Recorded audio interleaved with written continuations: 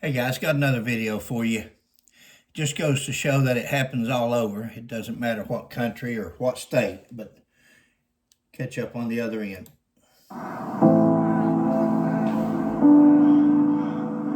The town of Cooma, 17th of May 2023, a fateful day for a New South Wales police officer and a 95-year-old great-grandmother. Early that morning at Yallambee Lodge Aged Care Home, resident Claire Nowland, who had symptoms of dementia, was unsettled. The New South Wales Supreme Court heard she'd been wandering around the home with 2 kitchen knives, disturbing residents and staff. Called to the scene, 2 police officers, including Senior Constable Christian White.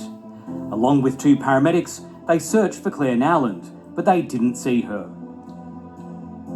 She walked with the aid of a walking frame to the nurse's room, where they later found her.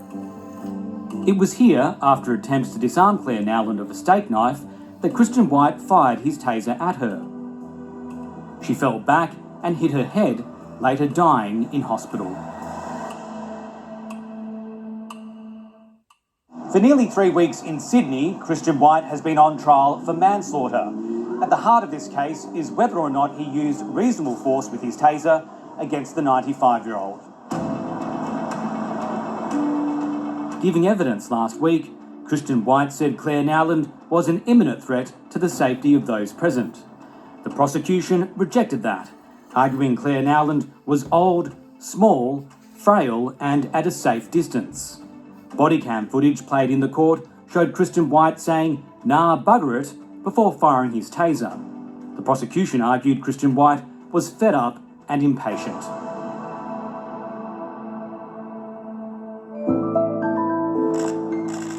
It's taken 5 days for the jury to deliberate, and each day Christian White has turned up to court.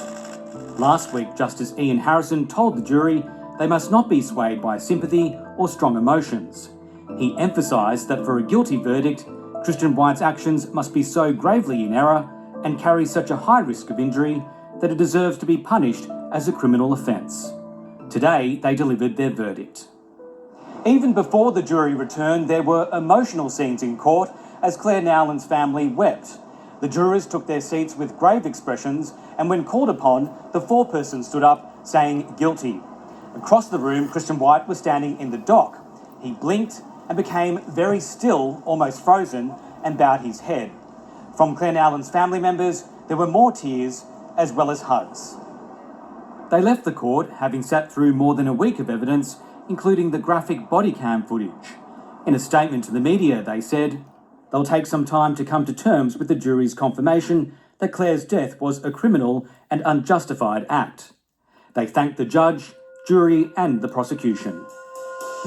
Christian White was granted bail and walked out of the court with his partner. Mr. White, what do you make of the verdict? Do you still maintain that you were still in the car? You stand by your actions that day?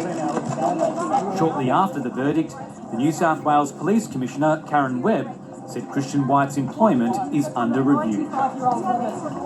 The court has found Claire Nowland died as a result of the actions of a police officer. This should never have happened. I reached out to the Commander of Professional Standards Command an hour after the verdict was reached in terms of the officer's employment status. Thank you all. Will you appeal the verdict? Christian White will be sentenced at a later date. The maximum sentence for manslaughter in New South Wales is 25 years in prison.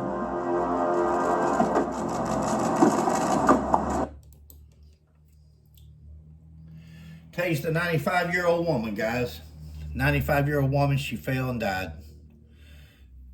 Sad. Catch you on the next one.